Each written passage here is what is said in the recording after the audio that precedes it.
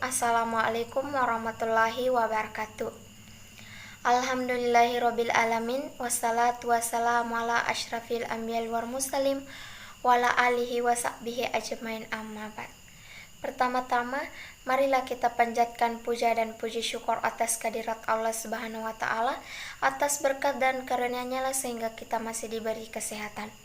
Salawat serta salam tak henti-hentinya kita kirimkan kepada junjungan Nabiullah Sallallahu Alaihi Wasallam, Nabi yang telah membawa kita dari alam kegelapan menuju alam yang terang yang menerang seperti yang kita rasakan pada saat ini. Perkenalkan, nama saya Marlinda, NIM 220222011, Fakultas Ilmu Sosial dan Ilmu Politik, Prodi Administrasi Publik.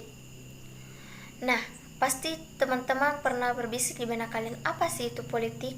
Bagaimana sih itu politik? Nah, di sini saya akan membahas tentang apa sih itu politik. Politik adalah proses pembentukan dan pembagian kekuasaan dalam masyarakat yang antara lain berwujud proses pembuatan keputusan khususnya dalam negara. Adapun secara etimologis, politik berasal dari kata polis dalam bahasa Yunani yang artinya negara.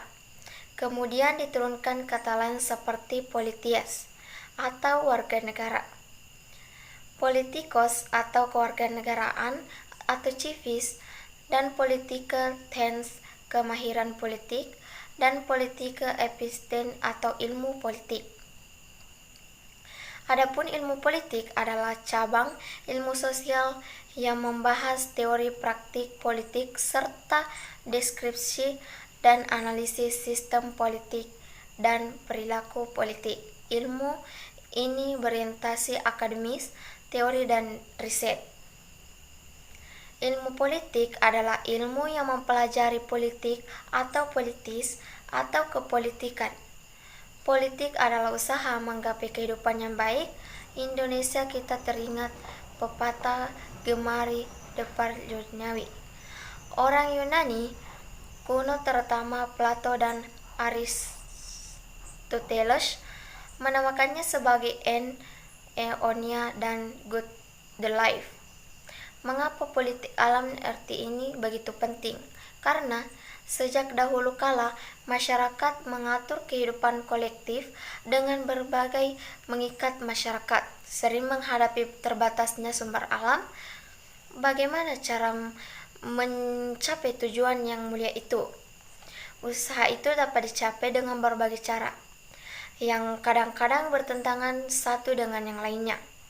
Akan tetapi, semua penganut setuju bahwa tujuan itu hanya dapat dicapai ketika memiliki kekuasaan suatu wilayah tertentu, negara atau sistem politik. Kekuasaan itu perlu dijabarkan dalam keputusan mengenai kebijakan yang akan menentukan pembagian atau alokasi dari sumber daya yang ada.